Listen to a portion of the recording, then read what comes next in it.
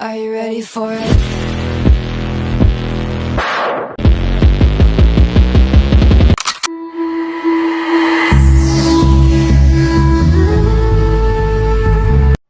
A.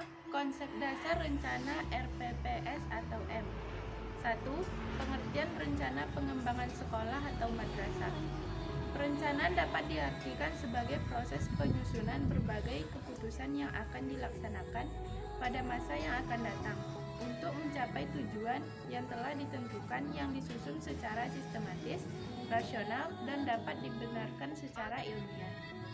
Rencana pengembangan program sekolah atau madrasah adalah sebuah dokumen perencanaan yang dibuat oleh sekolah atau madrasah untuk mengadakan perubahan fisik dan non-fisik sekolah atau madrasah dalam rangka meningkatkan mutu pelayanan sekolah atau madrasah. Yang kedua, landasan hukum rencana pengembangan sekolah. Rencana pengembangan sekolah dibuat berdasarkan peraturan perundangan yang berlaku, yaitu yang pertama, Undang-Undang Nomor 25 Tahun 2005 tentang Sistem Perencanaan Pembangunan Nasional. Yang kedua, Undang-Undang Nomor 20 Tahun 2003 tentang Sistem Pendidikan Nasional.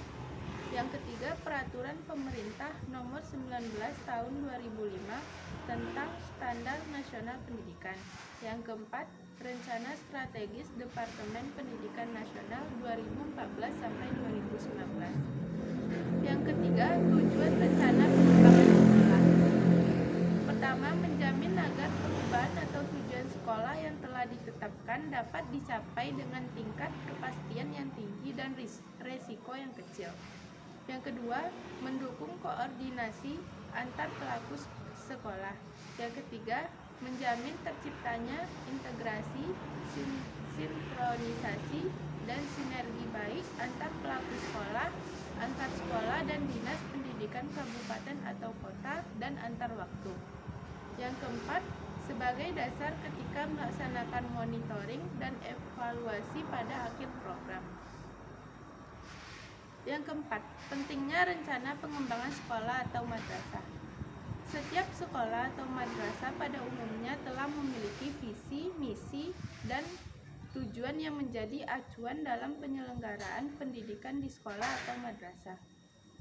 Ada beberapa hal yang perlu diperhatikan dalam pengembangan perencanaan program bagi sekolah atau madrasah potensial, yaitu pertama, RPPS atau M memiliki dua jenis, yaitu RPPS atau M untuk jangka panjang di atas 5 tahun dan menengah 5 tahun disebut dengan rencana strategis, dan RPPS atau M jangka pendek yaitu 1 tahun disebut rencana operasional. Yang kedua, prosedur pembuatan RPPS atau M mengacu pada langkah-langkah yang digunakan dalam pembuatan RPPS atau M. Yang ketiga, isi perencanaan program yang dikembangkan dalam RPPS atau M disesuaikan dengan kondisi dan kebutuhan sekolah atau madrasah masing-masing. B. Prinsip, kriteria, dan sistem RPPS atau M. Yang pertama, prinsip-prinsip rencana pengembangan program sekolah atau madrasah. Prinsip yang harus diperhatikan dalam rencana pengembangan program sekolah atau madrasah yaitu A. Mengacu pada tujuan. Artinya, rencana pengembangan harus disusun berdasarkan tujuan yang ingin dicapai. B. Dapat dilaksanakan dengan kondisi tenaga, sarana dan dana yang ada atau dapat digali. C. Komprehensif dan integrasi. D. Efektif artinya mencapai tujuan. Efisien artinya menggunakan tenaga, sarana, dan dana minimal. Yang kedua, kriteria RPS yang baik. A. Keluasan, cakupan, dan ketajaman analisis lingkungan strategis sekolah, situasi pendidikan sekolah saat ini. B. Kualitas dan kuantitas situasi pendidikan sekolah yang diharapkan. C. Analisis kesesuaian. D. Kelengkapan elemen sentra. E. Cakupan jenis perencanaan, pemerataan kualitas, efisiensi, relevansi, dan kapasitas. F. pemanfaatan serta kesesuaian Renstra dan Renov dengan permasalahan pendidikan. G. Kelayakan strategi implementasi Renstra dan Renov. H. Kelayakan rencana monitoring dan evaluasi. Yang ketiga, sistem perencanaan sekolah dan rentang waktu RPS. A. RPS jangka panjang adalah dokumen perencanaan sekolah untuk periode 20 tahun. B. RPS jangka menengah atau rencana strategis adalah dokumen perencanaan sekolah untuk periode 5 tahun. C. RPS tahunan adalah dokumen perencanaan sekolah untuk periode 1 tahun. Selanjutnya yaitu C. Program pengembangan sekolah atau madrasah. Yang pertama ada sarana program pengembangan sekolah atau madrasah.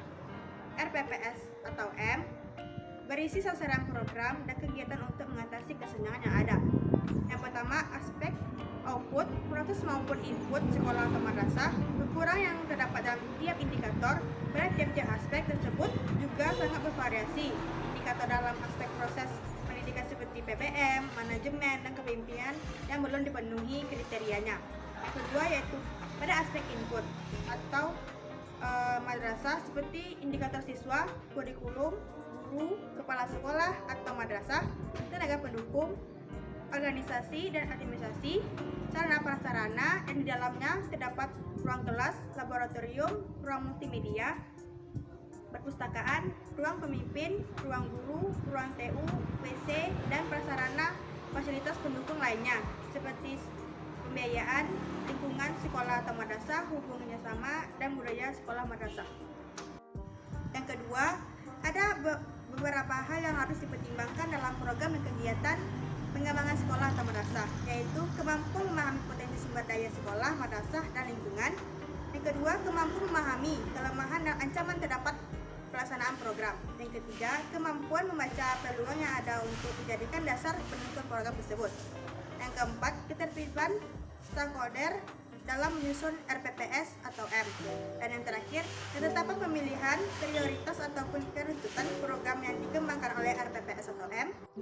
Yang ketiga, aspek-aspek program pengembangan sekolah atau madrasah, yaitu pengembangan sumber daya manusia sekolah atau madrasah, pengembangan kurikulum tingkat satuan pendidikan, pengembangan proses belajar mengajar, pengembangan sarana dan prasarana pendidikan, pengembangan manajemen, pengembangan sumber dana dan pendanaan pendidikan, pengembangan sistem penilaian, pengembangan lingkungan sekolah atau madrasah, pengembangan budaya sekolah atau madrasah, pengembangan kegiatan kewirausahaan, pengembangan pendidikan teknologi dasar, dan pengembangan pendidikan kecakapan hidup atau PHK. Yang terakhir, langkah-langkah dalam menyusun RPPS atau M.